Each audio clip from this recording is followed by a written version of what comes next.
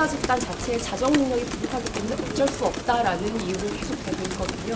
그거에 대한 건가요? 그런 류의 말을 하시는 분들이 어떤 분들이 좀 보시죠. 오늘 보니까 서영교 의원이 저보고 막 한바닥 쏟아내셨더라고요. 그렇죠? 그분도 운동권 출신의 아주 대표적인 정치인이시죠.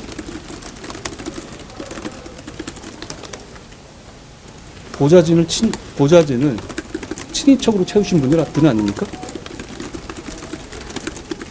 보좌진 월급에서 후원금 떼간 분 아닌가요? 자기 지인, 자녀의 형사 사건의 압력을 국회 파견 판사 불러서 전달했던 분 아닌가요? 저는 그런 분들이 마치 깨끗한 척하면서 국민들을 호도하는 것에 대해서 잘못됐다고 생각합니다. 그리고 제가 이러려고 나온 건 아닌데요. 저는 이렇게 말씀드리고 싶어요. 저는 검사가 아닙니다. 검찰은 대한민국의 사법 질서를 지키는 하나의 도구일 뿐이에요. 그리고 의인화해서 생각할 문제가 아닌 것이죠.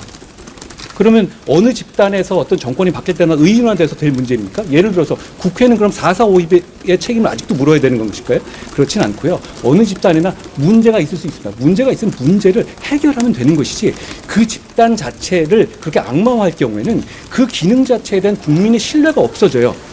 그러면 이 검찰 집단이란 모든 국민의 범죄 혐의라든가 피해를 구제하고 최종적인 기소를 담당하고 그리고 여러 가지 민사적인 어떤 대행도 하잖아요. 친생제라든가 이런 거 할 때 그런 걸 하는 중요한 국가의 기구인 도구를 이렇게 악마화할 경우에는 그 피해는 국민에게 돌아갑니다.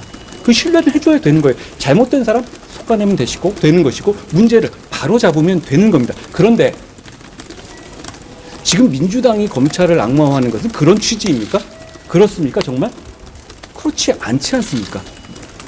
저는 그 점을 분명히 말씀드리고 싶은 것이고 잘못된 부분 지적해 주십시오. 제가 관장하고 있는 기관이니까 제가 엄정하게 도려낼 겁니다. 그런데 그 기관 자체를 악마화할 경우에는 그 기관에 대한 국민의 신뢰가 떨어지죠. 그러면 국민을 범죄로부터 보호하고 국민의 여러 가지 권리를 보호하는 준사법 기관의 어떤 중요 기능 자체를 마비시키는 것이에요. 신뢰를 없애버리는 것이죠. 그건 국민에게 피해가 갑니다. 저는 그것에 대해서는 안타깝게 생각합니다. 그러니까 예전에 어떤 집단이 있었다, 국회의 집단이 있어서 국회가 굉장히 잘못한 것도 많고 돈 받은 사람 정말 많잖아요. 그렇다고 해서 국회 전체가 악마화되어야 합니까?